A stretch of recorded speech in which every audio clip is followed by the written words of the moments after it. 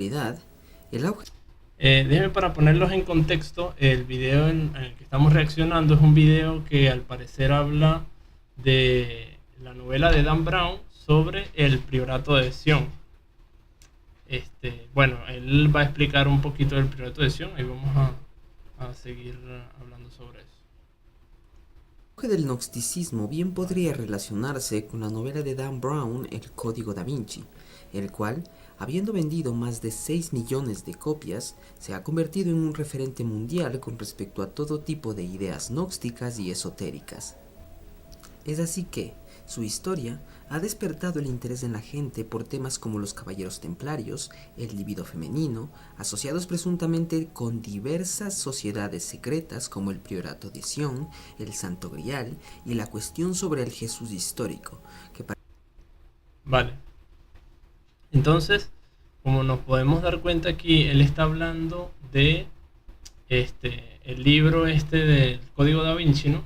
Que ciertamente este libro sí tiene un poquito, o sea, sí tiene un poquito de información, ¿no? De las sociedades mistéricas, porque este libro te habla, lo que está hablando aquí el hermano, te habla del líbido femenino, que es esto de que se consigue cierta iluminación a través de el acto, ¿verdad? Que no puedo mencionarlo porque estoy en directo y no quiero que me cancelen.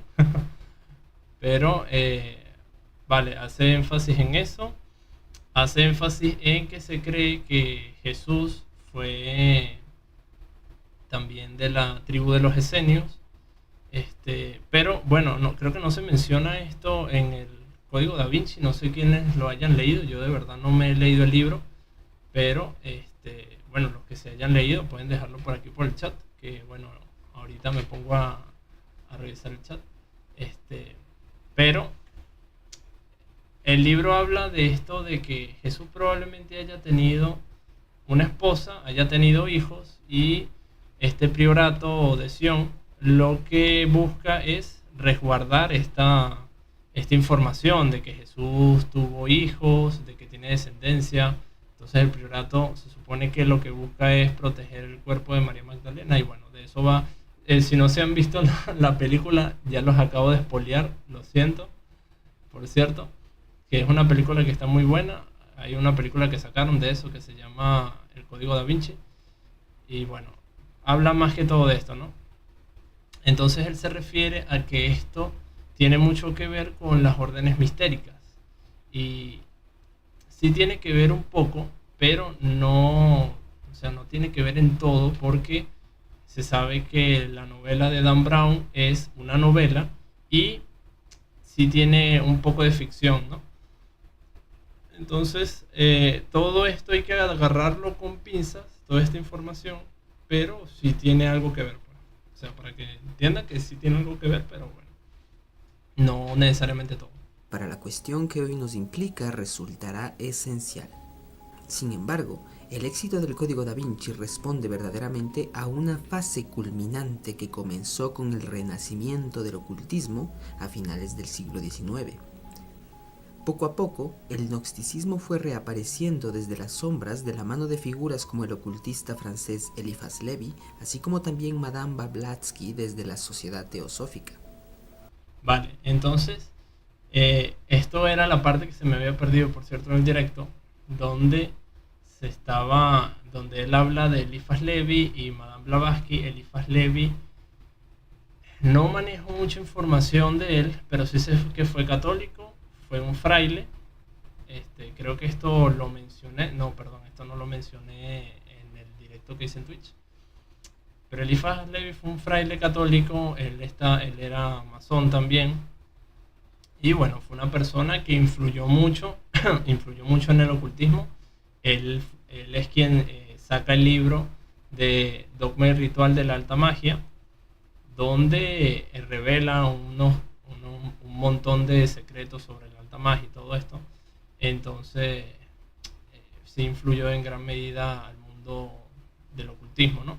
Y Elena Blavatsky fue una alemana que ella propuso la teosofía, que la teosofía es un movimiento que lo que hace es agrupar muchas religiones y de cierta forma hacen como que todas tienen la razón o todas tienen algo que ver con respecto al camino a la iluminación, ¿no?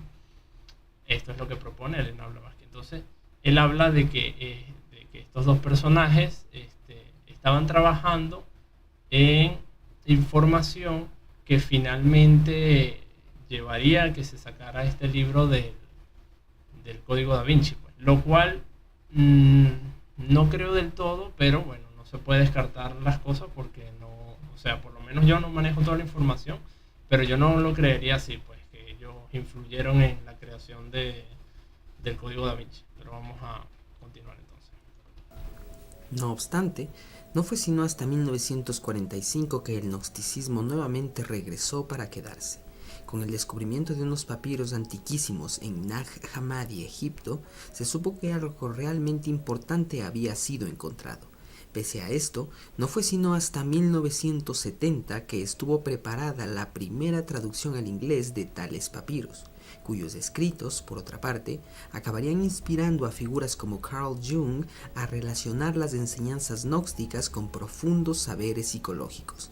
Y es que cabría mencionar, por decirlo de manera superflua, que el gnosticismo habría tendido más a una reflexión individual y una creencia muy particular del cristianismo, antes que a una sistematización dogmática de la fe en el sentido de un Tomás de Aquino, por ejemplo. Vale, vale. Entonces, a lo que se refiere aquí, si no mal recuerdo, habla de Carl Jung, ¿no? Carl Jung fue un psicólogo, filósofo. Él habla en muchos de sus libros sobre los secretos de los arcanos, cómo se... O sea, de los arcanos me refiero a las barajas del tarot, que él habla en sus libros sobre esto, ¿no? De esta influencia que se encuentra oculta en las barajas del tarot.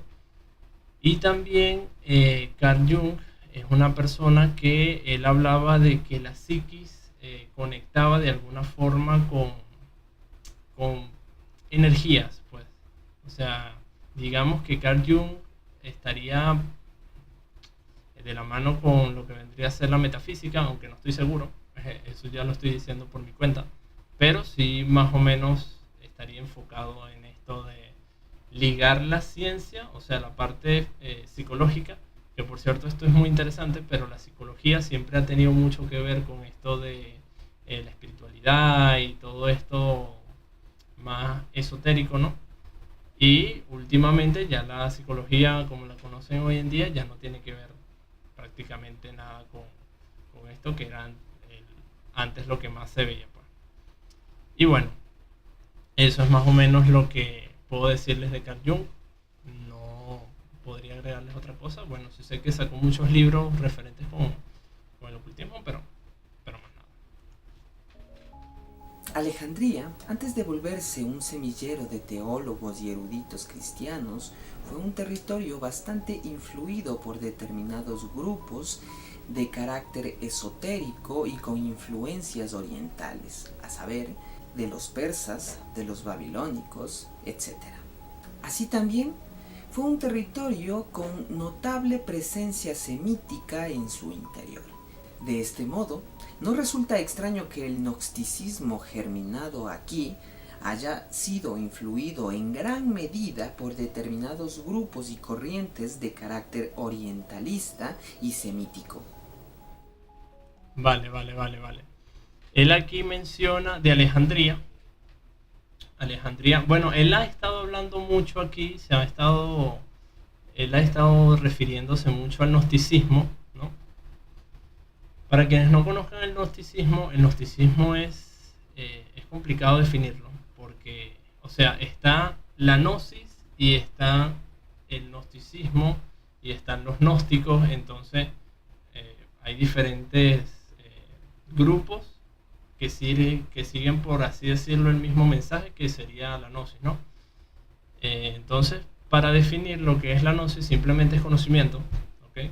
La gnosis habla de conocimiento, que mediante el conocimiento se obtiene el despertar espiritual o la iluminación o la trascendencia. O sea, tiene muchas formas de hablarlo, ¿no? pero se refieren a que cuando las personas conocen de muchas cosas, sea por la meditación o por la investigación o X herramienta que use para adquirir información, estas personas llegan a un nivel en donde es como salirse de la Matrix, pues. O sea, por darle un término, sería como salirse de la Matrix. Voy a aprovechar a ver si están comentando, a ver, para leer los comentarios, saludos. Se cayó el stream. Bueno, sí están viendo el streamer, ¿no? Porque aquí veo que el último comentario dice que se cayó. Pero sí se está viendo, ¿no? Bueno. Entonces, ¿dónde me quedé? Me quedé en... Ah, bueno, lo de la gnosis. Bueno, entonces la gnosis, sí, la gnosis es conocimiento y la gnosis, bueno, es conocimiento y se usa. De verdad que, o sea, sí se está... ¿Sí se cayó el streaming o qué? Ya va.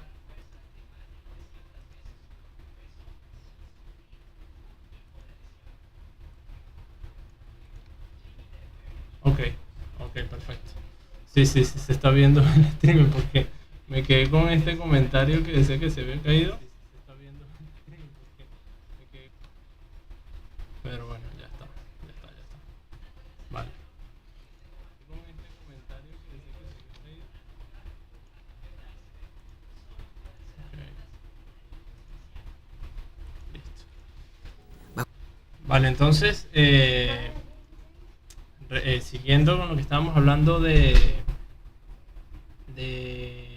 la gnosis, ¿no? Que es el conocimiento, él también habla de Alejandría, habla de que la ciudad de Alejandría, ciertamente, ahí se encontraba Plotino, ¿no? Que fue uno de los, bueno, que fue el creador, si no mal recuerdo, del neoplatonismo, y todo esto del neoplatonismo, la cultura helénica y la cultura egipcia se fusionaron, crean el hermetismo, ¿verdad?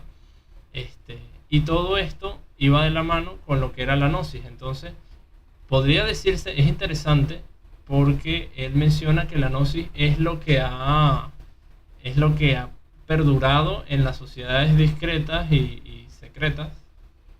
No me parece descabellado, de hecho, ahora que lo menciona, pero o sea, me parece bastante interesante que plantee esto, porque ciertamente sí se encuentra la gnosis en todas estas sociedades. Entonces puede ser que el movimiento de la gnosis se haya escondido de alguna forma en todas estas sociedades y todos estos grupos que la usan como ese medio para un fin, ¿no?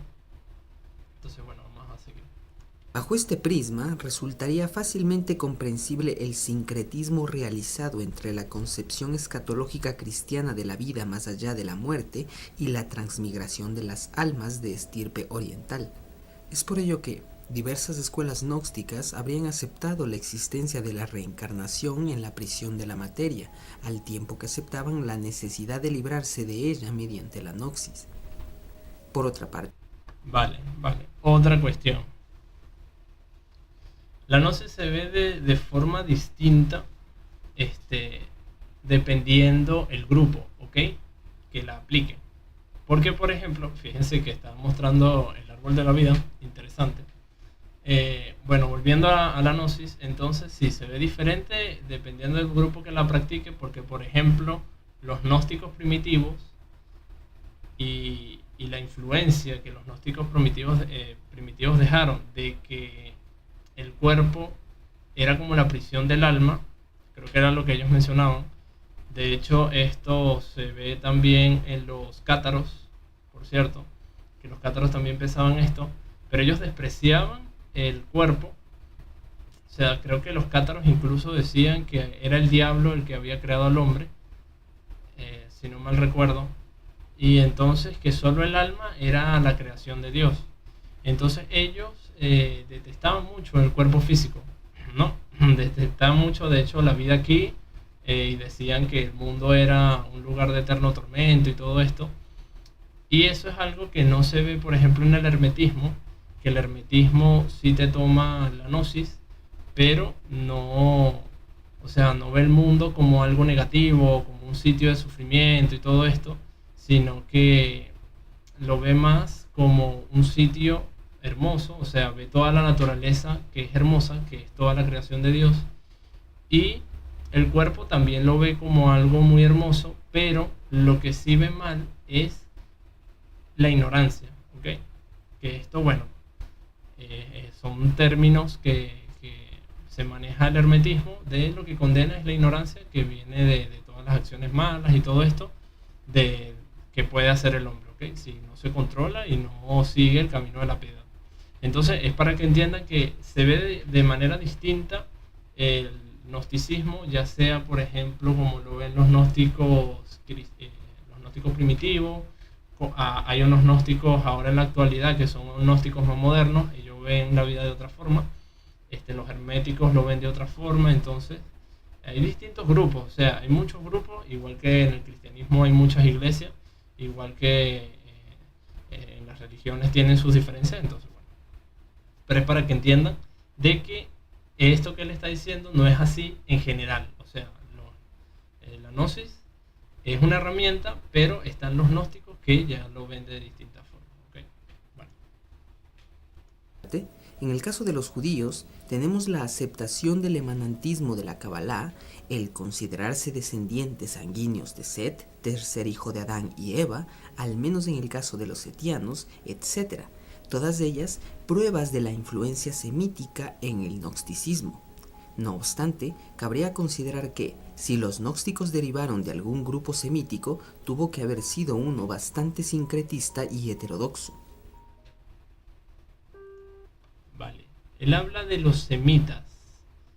Voy a buscar aquí porque no sé qué son los semitas. Sí, he escuchado mucho la palabra, por cierto. A ver cómo están esos chats. Perfecto. Bueno, aquí sí, dicen que sí se ve, todo bien, perfecto. Todo perfecto. Ajá, entonces vamos a buscar qué son los semitas, porque de verdad que no sé. Semitas. A ver, ¿qué son los semitas? ¿Es una tradición bíblica? Desciende de Sem, usado más como sustantivo. Dicho de otra forma, que pertenece a alguno de los pueblos que integran la familia formada por los árabes, los hebreos u otros. Vale, entonces está hablando de esto de los semitas, o sea, me imagino que se refiere a grupos cristianos primitivos. O sea, esto es lo que me imagino que se refiere, porque me está hablando de esto. Y los cristianos primitivos, bueno, en su momento serían hebreos, ¿no? Y serían de esta parte de Arabia. Entonces, lo que se está refiriendo es a los cristianos primitivos. Con este término de semitas, que de verdad que me imagino que también algunos de ustedes no lo conocerán. Y bueno, vamos a seguir. A ver.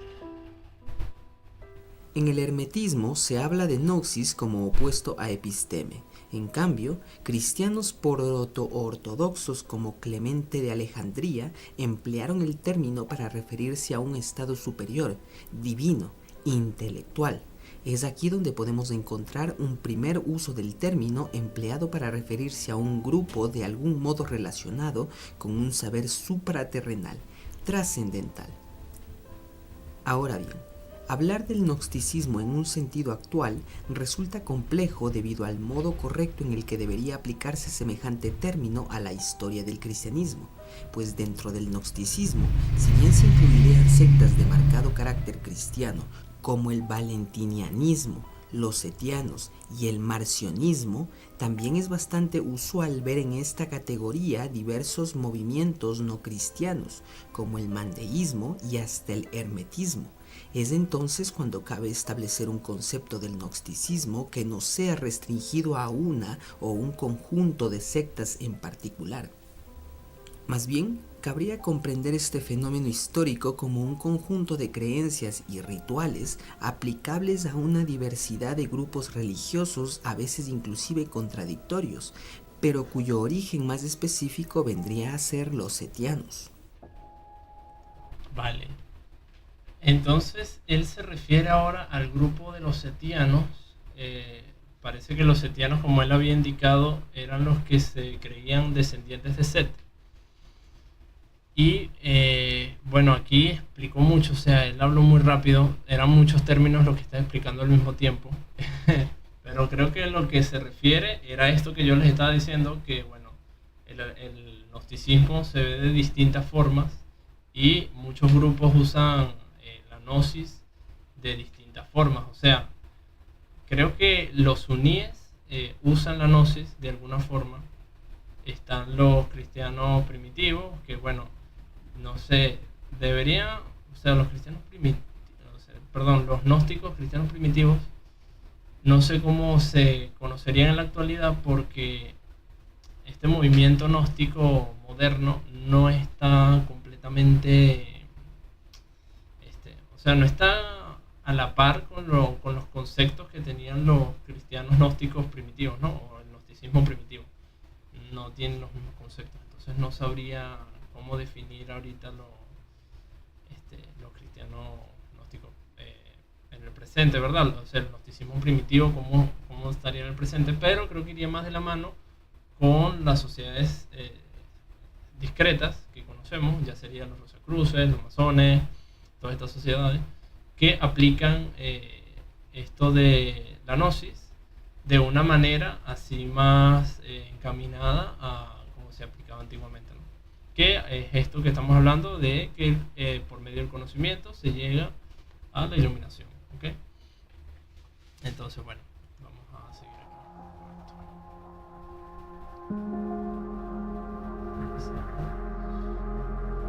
Un modo común de presentar la situación del gnosticismo con respecto a los cristianos de los primeros tiempos sería imaginar un tronco único, recto e inmutable, del cual derivaría a modo de ramas las herejías diversas e incorrectas que, gracias a la existencia de una estructura lineal, no serían más que derivaciones de la concepción absolutamente correcta. Este modo de ver la historia sería el que da forma y define como tal a la ortodoxia cristiana, la cual, sin embargo, solo podría darse como una visión a posteriori, es decir, regresando a ver la historia de las escuelas cristianas y eligiendo convencionalmente un sendero lineal que tome como puntos referenciales todas aquellas consideradas verdaderas. En el año 367 después de Cristo, el obispo de Alejandría Atanasio, en una carta enviada a la comunidad monástica de Tabinisi, obligó a su líder Teodoro a leer la 39ª carta festiva, en la cual era establecido un canon de 27 libros autorizados por el obispo para ser leídos en ritos y ceremonias diversas. De hecho, se considera que fue Atanasio el primer autor cristiano en usar el término canon aplicado a la autorización de determinados libros del Nuevo Testamento para su lectura. Vale. Aquí él está refiriéndose a esto de cuando se comenzó a decir que ciertos libros eran los que serían canon en la Biblia, ¿no? Cuando hablamos del canon es de lo que los cristianos ven que es lo auténtico, ¿no? Para que se tenga esto en cuenta. Entonces, teniendo esto en cuenta significa que hay más información y se sabe que hay muchos evangelios que no han sido canonizados, ¿verdad? Que tienen información también que habla sobre Jesús, que habla sobre todo esto que habla el cristianismo, disculpen. Entonces, ahí nos damos cuenta que la iglesia ciertamente ha movido algunos hilos, ¿no? Con respecto a la información que hay sobre Jesús y sobre el cristianismo, para agregar nada más los evangelios que la iglesia venía más conveniente. Yo sé que, o sea, si se pone a investigar sobre esto, en internet van a tener un montón de información que dice que no, que estos evangelios no se consideraron canónicos porque no los escribió esta persona o los escribió un fulanito y perencejo, y bueno, siempre van a salir estos términos a la luz porque precisamente es lo que quieren que la gente piense, pero en realidad sí se sabe que hay muchos otros libros que hablan sobre Jesús. De hecho, incluso hay culturas que tienen registros de personas con rasgos, características y incluso, bueno, sí fueron registradas con otros nombres, pero con muchos rasgos y características de Jesús. que estuvo por esos territorios. Entonces, son cosas que, bueno, que sí es verdad que la iglesia ha movido los hilos de su influencia en todo lo largo de la historia para ir haciendo que la Biblia se mantenga con libros que ellos consideran que son los adecuados para que lean los creyentes. Recuérdese sus palabras. Solo en estos libros son proclamadas las enseñanzas de la piedad. No dejen que nadie agregue ni sustraiga nada de ellos. Si bien la concepción general respecto a este tópico entiende la 39ª carta festiva enviada por Atanasio como una evidencia de la superioridad ideológica del catolicismo por encima de otras corrientes cristianas heterodoxas, la verdad más bien vendría a ser que este fenómeno de la carta lo que realmente evidenciaría es la competitividad existente entre una heterogeneidad de escuelas cristianas y competitividad en la cual todos estaban hasta cierto punto en pie de igualdad. Por eso, la intención que habría detrás de esta carta festiva enviada por Atanasio no vendría a ser un sentimiento de superioridad con respecto a las demás iglesias cristianas de su tiempo, sino más bien un sentimiento de amenaza latente contra este tipo de ideologías gnósticas que de algún modo no eran simplemente amenazas esporádicas y pequeñas, sino que amenazaba con volverse un problema realmente mayor. Es por esto que, según el escritor Tertuliano, Valentino el Gnóstico habría llegado casi al obispado de Roma, en el cual habría obtenido la mayor posición ideológica e institucional de su tiempo, esto es, el papado de Roma. Vale. Entonces aquí también él se refiere a esto de que los gnósticos, ¿no? Suponían una amenaza para la iglesia, y esto ciertamente se ve, por ejemplo, en la ejecución de los cátaros, la cruzada cátara, ¿verdad? También lo del arrianismo, creo que también es mencionado, no recuerdo mucho lo del arrianismo, pero sí sé también que fue una herejía que la iglesia condenó. También hubo otro personaje, por cierto, que sí no me recuerdo, tal vez para otro directo lo mencione, que proponía esto de que el Dios del Antiguo Testamento era malo, ¿verdad? Y el único camino era el que Jesús había dejado y había otro Dios, o sea, planteando un dualismo y un demiurgo al mismo tiempo. Entonces sí, ha habido muchos movimientos y la iglesia ha querido condenar estas maneras diferentes de pensar. Es interesante porque, por ejemplo, nos damos cuenta de que, aunque la iglesia condenó muchos de estos movimientos, la iglesia en sí misma tenía muchas cualidades que, o sea, que no eran propiamente, bueno, no digamos que propiamente, pero sí la iglesia tenía muchas cosas en común con lo esotérico y lo místico, porque, bueno, tiene muchas alegorías, o sea, todos los elementos de la iglesia católica, ¿no? Tenemos, por ejemplo, el báculo de los sacerdotes, por dar un ejemplo, que es muy parecido al báculo que usaban los sacerdotes egipcios. Hay muchas similitudes, por ejemplo, la cruz que le ponían a Jesús aquí en la cabeza y le ponían un círculo indicando a Jesús como si fuese un dios solar, ¿no? Entonces hay varias cosas allí, hay varios rasgos, varias características. Eso por dar dos ejemplos. Si quieren, búsquenlo, googleenlo. Cristo medieval, y se van a dar cuenta de que está Cristo, tiene una cruz y tiene un sol atrás, y esto a su vez se correlaciona con las épocas, con las temporadas, ¿no? Que está el otoño, el invierno, primavera, estas cuatro estaciones, perdón, estas 4 estaciones. Esto tiene mucho que ver con esa cruz y ese círculo, ¿okay? Y eso se usaba mucho antes de la venida de Jesús. Entonces hay cosas que la iglesia ha adoptado que ciertamente no son, o sea, tienen correlación, pues, es a lo que me refiero. Entonces, bueno, sí es interesante esto de cómo la iglesia ha ido exterminando todos estos movimientos herejes, ¿no? Y cómo estos movimientos, a su vez, por el exterminio y por la persecución, se iban escondiendo en sociedades secretas, ¿no?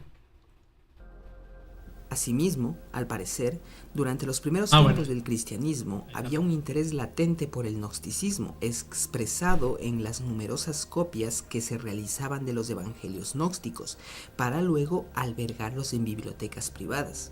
E inclusive, dado el alto costo de semejantes bienes, al parecer, la realización de tales copias era una labor realizada por personas de un elevado estatus social, así como un amplio poder adquisitivo.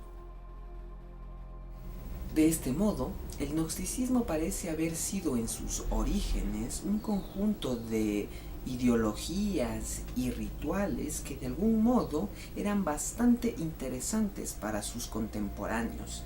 Esta sería la razón por la cual llegó a generar una influencia sobre la emergente ortodoxia, a tal punto que una vez llegada al poder dicha ortodoxia habría hecho todo lo posible por destruir a semejante ideología gnóstica.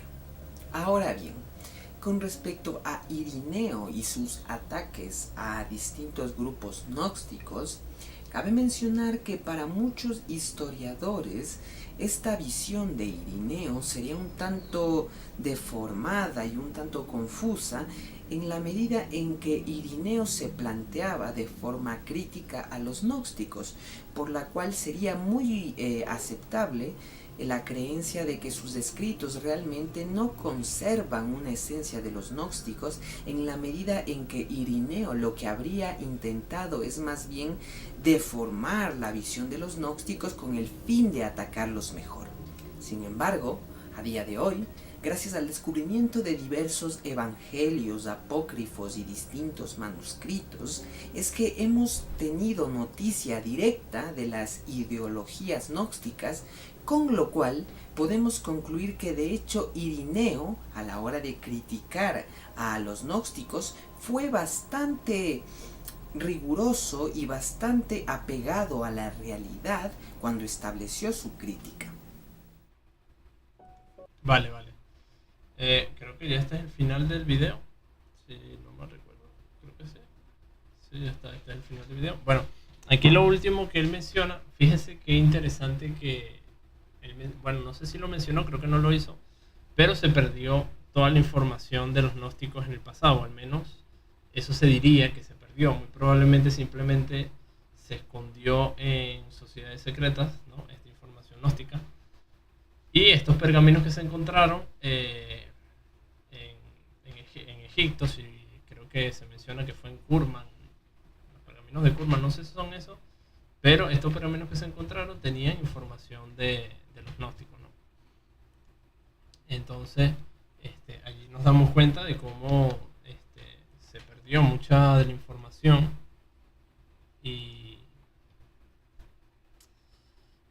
se perdió mucha de la información, y gracias a estos pergaminos que se encontraron en 1945, bueno, se pudo tener una perspectiva de cómo los gnósticos veían el cristianismo y todo esto, ¿no? Entonces, bueno, aquí vamos a hablar de esto de aquí.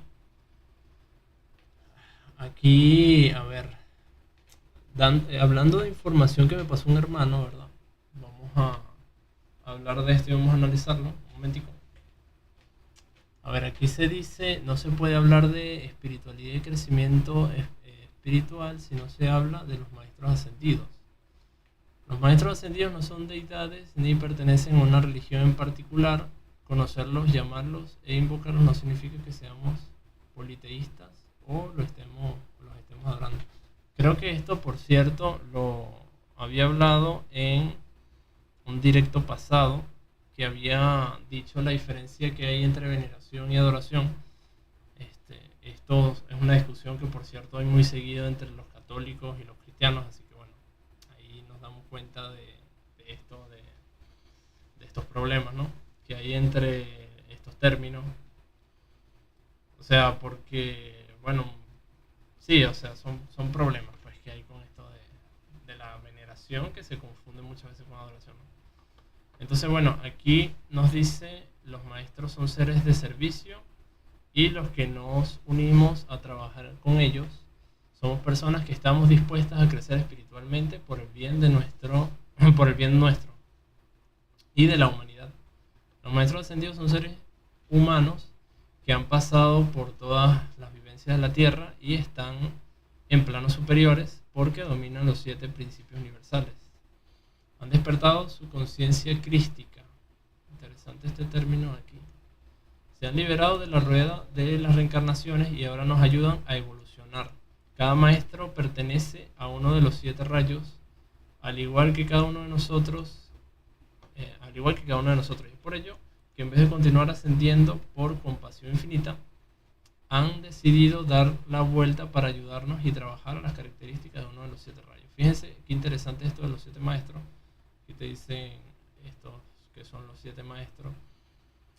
Hablando, o sea, relacionando esto con este video de aquí de lo del gnosticismo, ¿verdad? Los gnósticos consideran a Jesús que fue un maestro, ¿no? En esto se respaldan afirmando de que Jesús fue de la tribu judía de los esenios. Él viajó a distintos lugares, viajó a Egipto, a la India, se dice que incluso estuvo en el Tíbet. Entonces se habla de Jesús como un gran maestro que obtuvo una iluminación, ¿no? Esto de los grandes maestros se suele mencionar muy seguido en todas estas en todos estos grupos, ¿no?, mistéricos, que por cierto usan esta herramienta del gnosticismo. Entonces se suele hablar mucho de maestros ascendidos, se suele hablar mucho del Cristo. Por cierto, esto del Cristo es mencionado por sociedades que manejan el gnosticismo, ¿no? Y el Cristo se conoce que es llegar a un nivel, ¿no? A un nivel como el que llegó Cristo, ¿verdad? Que es un estado divino, pues, un estado de conciencia que llega a estar a la par con la conciencia de Dios, ¿no? También el hermetismo habla de esto, por cierto, con lo que viene a ser el nous, que es el pensamiento. Entonces, sí, se suele mencionar mucho esto de los maestros y del Cristo, ¿no? Entonces, bueno, aquí nos dice que cada uno de los maestros pertenece a uno de los 7 rayos. Esto de los rayos, no sé qué será, creo que no lo he mencionado aquí. A ver, vamos a seguir leyendo. Fíjense qué interesante, aquí tienen geometría divina estos maestros de aquí. Esta información me la pasó un hermano y no estoy muy familiarizado, pero como el directo va de esto y es importante que todas las personas que estén viendo estos directos se informen, investiguen. Esto, por cierto, estos links los voy a dejar, todos estos links que yo investigue los dejo en la descripción del directo. Cuando se termine, se suba a YouTube, dejo todo eso para que lo examinen. A ver. Bueno, entonces, vamos a seguir leyendo esto. Me quedé con los 7 rayos, al igual que cada uno de nosotros, y es por ello que en vez de entonces se dice que por compasión infinita ellos bajan. Okay. Bien, los maestros ascendidos viven en perfecta unidad de trabajo. Como ya dijimos, no pertenecen a ninguna religión ni grupo espiritual en específico, sino que suministran con su radiación, inspiración, ideales buenos, sentimientos y planes de trabajo altruistas para sostener a todas las religiones, bellas artes, ciencias, filosofías, razas, continentes y en totalidad de la humanidad. Vale. Entonces, aquí lo que me está diciendo esto de los maestros, ¿verdad?, es que son personas que influyen en la humanidad para llenarla de, o sea, como dice aquí, de bellas artes, ciencia, filosofía. O sea, parece que lo que intentan estos maestros es transformar a las personas, ¿verdad? Transformar su grado de conciencia, me imagino, porque aquí habla mucho de lo espiritual. Entonces es interesante esto aquí de esta información de los grandes maestros. A ver qué otra cosa está, porque todas porque todas son completamente incluyentes. Para poder establecer contacto con un maestro debemos desearnos trabajar en pro en una causa humanitaria. Se los puede invocar pidiendo asistencia e iluminación para que intercedan ante Dios en ayuda nuestra y de los demás. Ellos dirigen el destino de la humanidad y son los que deciden la evolución y hacen cumplir la voluntad de Dios sobre la tierra. Entonces, los maestros y el rayo bajo el cual trabajan. Interesante, mira. Bueno. Y aquí te dan una información. Está el rayo azul, está el rayo amarillo, está el rayo rosado, rayo blanco, el rayo verde. Aquí está el nombre del maestro, el rayo rubí y el rayo violeta. Interesante esta información, se la voy a dejar por si quieren leer más a profundidad esto aquí de las invocaciones que pueden hacer de estos maestros. De verdad que está bien interesante, de hecho. Y ahorita vamos a leer esto de aquí, que es otra información que me pasó un hermano. Por cierto, ustedes si quieren que yo lea en los directos información, que vea videos, si quieren que reaccione, si quieren que reaccione a un video, pueden dejármelo por aquí en el chat. Creo que me lo pueden dejar por aquí en el chat, no hay problema. O me lo pueden enviar a mi WhatsApp. Si no siguen mis redes sociales, por cierto, hay un canal de difusión en Facebook que tiene por nombre Orden Hermética El Camino Sagrado. Y por ahí me pueden contactar. Ahí está el número de teléfono, me pueden enviar información. Si quieren que reaccione a algo en los directos, si quieren tener un debate, no sé, cualquier cosa, me lo pueden enviar por ahí, no hay problema. No hay ningún problema con eso. A ver, entonces, aquí hablamos de la hermandad esenia. Fíjense, estábamos hablando de los esenios. Interesante esto. Entonces, los esenios fueron una fraternidad formada por hombres y mujeres que estaban interesados en su evolución espiritual.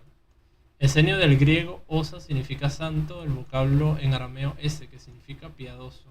Esto piadoso, por cierto, es algo que usaban mucho los griegos. El término piadoso lo que hace énfasis es en ser una buena persona, pues, o sea, no... Disculpen, ahora me entró un eructo. Ya va, que eso fue muy gracioso. Entonces, esto de piadoso se refiere a ser una buena persona, no hacer daño a la gente, guiarte por motivos que sean, que contribuyas pues a la sociedad, ¿verdad? De manera benéfica. Más que todo eso, en eso se basa lo piadoso, también que mantengas a Dios presente siempre y que busques establecer contacto, ¿no?, con Dios.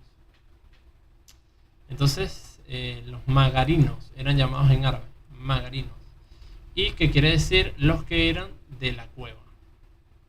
Entonces los esenios tenían albergues en las cuevas para aquellos que venían de lejos o no tenían dónde vivir, y ellos le dejaban alojamiento. Entonces esto quiere decir que los esenios, ellos acogían a los viajeros, ¿no? Tenían esta cultura. Esto, por cierto, es antiguo, esto de acoger a los viajeros, porque eran personas que hacían peregrinaje y todas estas cuestiones. Entonces siempre se tenía esa cultura que se debía recibir a los viajeros, ¿no? Y se les debía dar al ojo y se les debía tener una hospitalidad y todas estas cosas.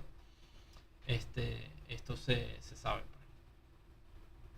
Entonces vivieron en la zona del Mar Muerto en Palestina y junto al lago Mareotis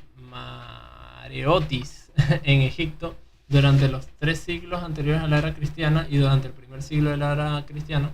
No se sabe cuáles fueron sus orígenes o en qué época específica aparecieron. Sin embargo, algunos creen que proceden de Enoch, el cual le dio sus enseñanzas, incluyendo el conocimiento del mundo angelical. Interesante esto, que dice que estos cristianos, esta tribu procede de Enoch, ¿verdad? Creo que proceden de Enoch, porque Enoch precisamente hizo un evangelio, que esto se encontró en 1945 en Egipto. Creo que de esos papiros que habría hablado el hermano, del que reaccioné a su video, hacía mención de estos papiros, ¿verdad? Que se encontraron, que tenía información de los gnósticos. Fíjense que aquí también se habla de esto. Podría decirse que los esenios están influenciados por la gnosis. Sí, podría afirmarse eso. Porque ellos también creo que mantenían que se obtenía la salvación por medio del conocimiento, que no estoy muy seguro, tendré que investigar más sobre los esenios. Pero sí, muy probablemente tenían algunas influencias gnósticas, ¿no? Entonces aquí le dice que este le dio sus enseñanzas, incluyendo el conocimiento del mundo angelical. No importa su origen y tiempo, los esenios han existido desde mucho tiempo bajo otros nombres y en muchos otros lugares. Sus enseñanzas se ven en el zoroastrismo, en el budismo, en el cristianismo. Entre las más importantes, su esencia espiritual era tal que fueron escogidos por la Gran Hermandad Blanca para enseñar y preparar al Maestro Jesús en su misión en esta reencarnación como hombre, ¿vale? Entonces aquí hablan directamente de que Jesús fue esenio. Interesante eso. Es interesante que esta información esté por aquí porque se suele encontrar mucha información que desacredita esto, que dice que todo es una mentira, que todas estas cosas. Entonces me parece bastante bueno tener esta información. La voy a dejar como les dije en la descripción para que puedan leerla, puedan buscarla. Entonces fíjense esto. Parece que esto del... No sé si ellos dicen que los esenios están influenciados por el zoroastrismo, el budismo y el cristianismo, o que los esenios influenciaron. Aquí dice, los esenios han existido durante mucho tiempo, bajo otros nombres y en muchos otros lugares. Sus enseñanzas se ven en el zoroastrismo. Ok. Entonces sí, ellos influenciaron el zoroastrismo, el budismo y el cristianismo. O sea, según lo que me dice aquí, me está diciendo eso. No sé si me equivoco, no sé qué leen ustedes. Ustedes están leyendo conmigo, así que bueno, podrán sacar sus definiciones, pues. Lo importante es que podamos investigar todos. Entonces aquí dice, su esencia espiritual era tal que fueron escogidos por la Gran Hermandad Blanca para enseñar a preparar al Maestro Jesús en su misión para la encarnación. Desde la aparición de los rollos del Mar Muerto, aquí se menciona esto, cerca de Kurman, bien, sí, era en Kurman, en Egipto, en 1945, se ha escuchado hablar mucho de esta santa comunidad, cuyo propósito de vida era lograr la integración con el Creador a través del amor y la práctica de aplicación de leyes cósmicas. Eran increíbles sanadores en Egipto y se le conocía como terapeuta. Vale. También creo que no ha mencionado aquí que los esenios practicaban la teurgia con estos ángeles que por cierto aparece en el libro de Enoch, y ellos tenían algunos secretos con la teurgia. Ellos obtenían información por medio de los ángeles y todas estas cuestiones. Esto, bueno, no sé si lo mencionaré aquí, vamos a seguir leyendo, que bueno, no es tan largo, sí, podemos leerlo completo. Pero bueno, sí, no se había mencionado, o sea, no sé si mencionan eso de allí. ¿Qué motivó a esta fraternidad de hombres y mujeres a unirse en la búsqueda de la ascensión del alma? Esto no debe de llamaros la atención, ¿verdad? Ya que desde tiempos inmemorables el ser humano reconoció que tenía y debía reintegrarse con la fuente divina al volver a ser uno con su creador. Esto es interesante, ¿verdad? Porque es una visión que se utiliza mucho en todos los grupos esotéricos. Los esenios vivían una vida simple, disciplinada en el rezo y la meditación. Trabajaban la tierra desde muy temprano en la mañana, eran vegetarianos y su código de vida era la práctica de la humanidad, la compasión, la tolerancia y sobre todo el amor al prójimo. Vivían en comunidades, ya fuera en ciudades, pueblos o en el desierto. Cualquier persona interesada en lograr su evolución espiritual era aceptada en la fraternidad después de un periodo de prueba que duraba 2 años. Vaya, interesante esto, 2 años para ser un esenio. Vaya, no sabía eso. Las entradas, al entrar, donaban todas sus pertenencias, las cuales pasaban a ser compartidas por todos, incluyendo pobres y necesitados. Por esta razón tenían propiedades en las ciudades, los pueblos de toda el área. Algunos de los esenios más importantes a considerar serían el Maestro maestro de maestros, Jesús, María y José. Ok, aquí hablan de que María también formaba parte. Bueno, era obvio porque si Jesús formaba parte de la tribu de los esenios, era obvio que María también iba a formar parte y José también. También se habla de Juan el Bautista y de Juan el Evangelista. Interesante eso. Otra cosa que quiero agregar aquí es que por lo visto los esenios, bueno, creo que esto ya se ve venir, eran una tribu que practicaba mucho el ascetismo, ¿no? Se sabe que el ascetismo es esto de renunciar a ciertos placeres carnales para lograr la iluminación y todas estas cuestiones, que es súper importante de hecho aplicarlo, porque el ascetismo enseña a que tú seas dueño de tu propio cuerpo, pero hay que tener cuidado también con el ascetismo porque suele ser muy, ¿cómo les explico? El ascetismo suele ser muy a veces fanático, ¿verdad? Entonces hay que tener cuidado con el fanatismo porque el fanatismo no solo se da en la religión cristiana o en la religión católica, o etcétera, sino que también se puede dar en sociedades esotéricas, ¿verdad?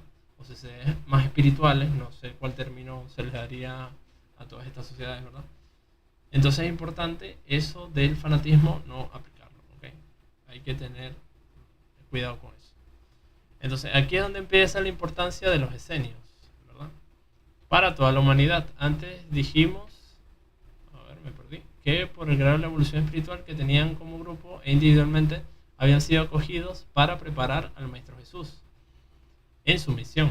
El Maestro desde pequeño empezó a recibir instrucción en todos los niveles y fueron los esenios los que proveyeron al entorno y atmósfera lleno de conocimiento, ¿verdad? Los que proveyeron el entorno de atmósfera y conocimiento.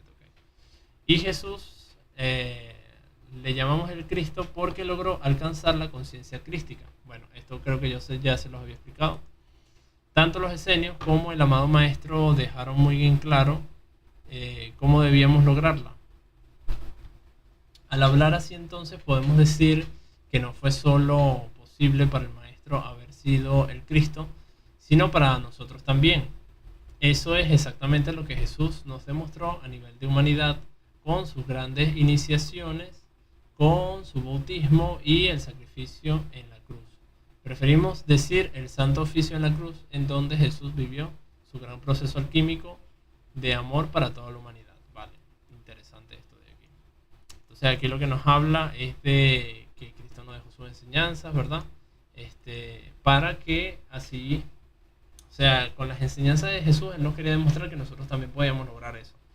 Que es algo que también se transmite mucho en todas estas sociedades, que la trascendencia es algo que se puede llegar y de hecho es algo que hay que ponerse a trabajar en eso, porque para poder trascender el alma y todas estas cuestiones es donde entran los viajes extracorporales, esto de salir del cuerpo y todas estas cosas, ¿verdad? Poder viajar en los distintos planos, poder visitar los templos de luz y todas estas cuestiones, que son cosas que todos quienes practican esto conocen, pero que la gran mayoría de las personas no lo conocen. Entonces es importante, y esto de hecho es uno de los motivos de este canal, de concienciar a la gente de que pueden llegar a trascender, de que pueden llegar de verdad ser uno con Dios, pero para esto se necesita de un trabajo bastante grande, ¿no? Y eso implica dejar vicios y todas estas cosas, y bueno, entonces para que sepamos esto bien. Entonces aquí nos dice, no podemos ver el cristianismo como una religión, sino como el camino de la reintegración con el Creador. Ah, bueno, aquí también hablo de la alquimia, ¿verdad? Que la alquimia es algo que se toca bastante. La alquimia aquí nos hablaría del renacimiento, ¿no? Que Jesús tuvo una transformación en la cruz, tuvo una destrucción y una renovación, y eso se ve en su muerte y resurrección, pues. Entonces no podemos ver el cristianismo como una religión, sino como el camino de la integración con el Creador. Por eso los esenios nos dejaron este conocimiento a través de sus evangelios y la práctica de todas las virtudes divinas en nosotros. Alcanzar la conciencia crística es haber llegado a reconocer a la presencia yo soy. A la presencia yo soy en mí. Y ponerla en práctica continuamente. La presencia del yo soy es Dios en mí. y yo en él. Recordemos en las palabras del maestro, yo soy el que soy, es decir, yo soy Dios y Dios soy yo. La presencia de la luz divina, inmutable y eterna en mí y yo en ella. Esta es la herencia que la energía creadora Padre, Madre nos dio y con la que selló nuestra alma en el momento de nuestro nacimiento cuando tomamos la primera respiración. Ok, aquí hablan de esta reintegración, ¿verdad? Que se puede ser uno con Dios, con esto del yo soy, ¿verdad?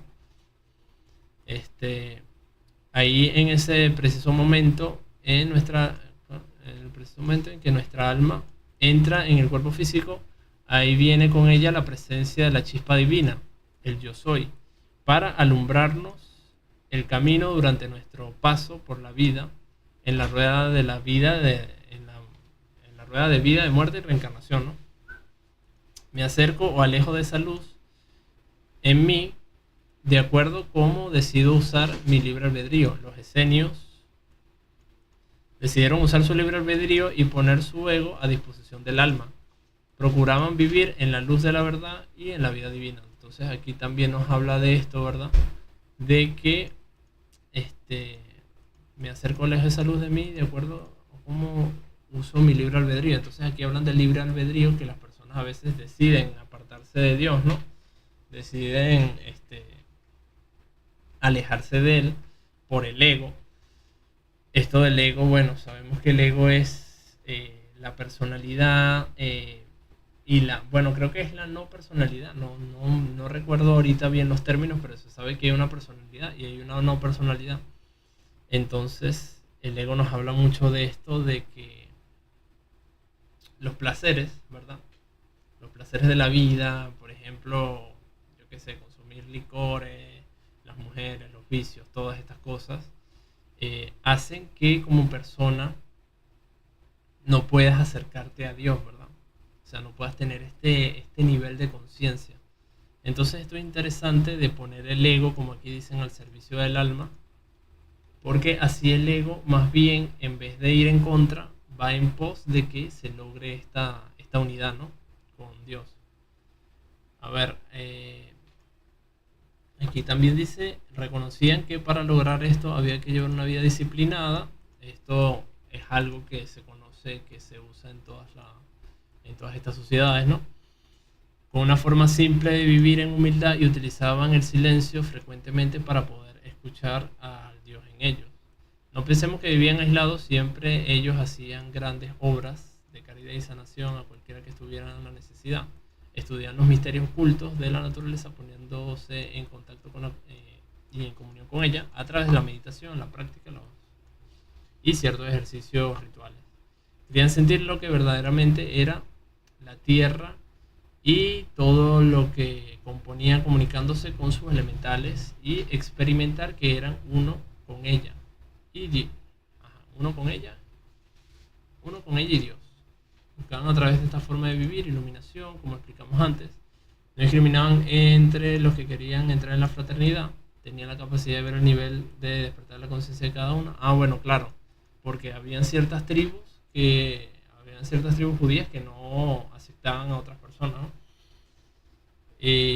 O sea, aquí lo que veían era si de verdad tenías la madera, ¿no? Para estar en esto de este camino, ¿no? Iniciático para reintegrarte con Dios. No sé si me están escribiendo por aquí. No me están escribiendo. Entonces es interesante toda esta propuesta, ¿no? Bueno, creo que ya estoy terminando, por cierto. Para ver, estaba aquí en lo de la fraternidad. Tenía la capacidad de ver el nivel de despertar la conciencia de cada uno. Esto ya lo había hablado. A los más despiertos, después de un periodo de prueba, los iniciaban y eran enseñados los grandes misterios para lograr la conciencia crística. Los esenios eran guiados místicamente por grandes maestros de la Gran Hermandad Blanca, así como desarrollaban el código de vida y llegarían a ser verdaderos maestros también en la búsqueda de la unificación con Dios. Estudiaban todas las religiones para ver la verdad oculta en cada una. Esto es también interesante porque esto se suele usar mucho, ¿verdad? Para entender cómo reintegrarse es necesario esto de la información. Esto se usa mucho en el gnosticismo, pues. Así estudian también a los babilonios, los caldeos, Zoroastro, Hermes, Trismegisto, Moisés y los conocimientos secretos dados por Yohei-Beihot, que es el nombre de Dios, que es el nombre de Dios impronunciable, en el monte Sinaí y en la escuela de los misterios de Enoch, a través de la evolución espiritual. Se comunican con el mundo angelical y frecuentemente a través de la evolución espiritual, canalizar información en dimensiones superiores, a través de los dones de hierofantes. Vestían con túnicas blancas y eran llamados por los hebreos la escuela de los profetas. Y los egipcios los llamaban los sanadores y médicos, ya que practicaban la sanación en todos los niveles, se les reconocía. Vaya, interesante. Interesante eso de lo de la sanación. Quizás el gran escenio por excelencia fue el Maestro Jesús. Aquí hablan esto otra vez, ¿verdad? Que el Maestro Jesús fue un escenio. Él fue instruido y educado por la fraternidad desde su niñez hasta que ingresó a la vida pública de los 30 años. Hay documentos muy bien protegidos y guardados que demuestran que él viajó, estudió y vivió bajo el amparo y protección de la Gran Fraternidad y Hermandad Blanca toda su vida. El Gran Maestro fue instruido para que reconociera con su yo soy a darnos la clave de cómo llegar al Cristo, como Él lo fue. Nos dejó el saber de que era el camino, la libertad, la vida, y nos enseñó y nos dejó la gran esperanza que al hacerse humano y demostrar su divinidad, nosotros también podríamos lograr, lo podríamos lograr. Fíjense esto interesante de hacerse humano. O sea, de que Cristo estaba ciertamente en un nivel superior, no sabría decir si divino, quién sabe, probablemente sí. Y entonces, o sea, bueno, esto, esto de, es obvio que Cristo estaba ya en la unión con Dios, ¿no? O sea, esto es algo, o sea, era obvio que Cristo ya había alcanzado esa unión con lo divino, pues. Discúlpenme esa, de verdad. Entonces, nosotros también lo podríamos lograr, o sea, ciertamente, ¿verdad? Que es lo que se está proponiendo con esto. Pero si en algún momento nuestro ego tratara de convencernos de que no somos capaces de lograr la sagrada alquimia, nos acordaremos de que la ley más grande que existe en toda la creación es la ley del amor. Y aprendemos a amarnos como Dios nos ama. Y lo pusiéramos en práctica continuamente. Seríamos capaces de grandes cosas. Eso es despertar la conciencia crística, la luz y la voluntad, el yo soy y Dios soy yo. Los esenios lograron esto, como logró Jesús, y como también lo logramos nosotros. Y en cuanto esto suceda, habremos dado el último salto cuántico a la luz y la reintegración con nuestro Creador, Padre, Madre. Interesante. Volverán los esenios. Bueno, esto es toda la información que hay de los esenios. Esto se los voy a dejar, si lo quieren leer varias veces, porque yo ya se lo leí todo. Simplemente ven el directo y ya les leí todo esto y hasta se los comenté. Entonces, bueno, creo que vamos a dejar el directo hasta acá. Si les gustó el directo, perfecto, pueden suscribirse, pueden seguirme en las redes sociales, que las voy a estar dejando cuando se suba el video a YouTube. Voy a estar dejando en la descripción también estos links. Voy a hacer directos toda esta semana, ¿verdad? Honrando esto del paso de Jesús en la tierra.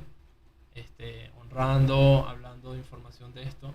Y bueno, lo de la información sí es algo que sí ya voy a hacer seguido. O sea, de ahora en adelante voy a hacer directos, ¿verdad?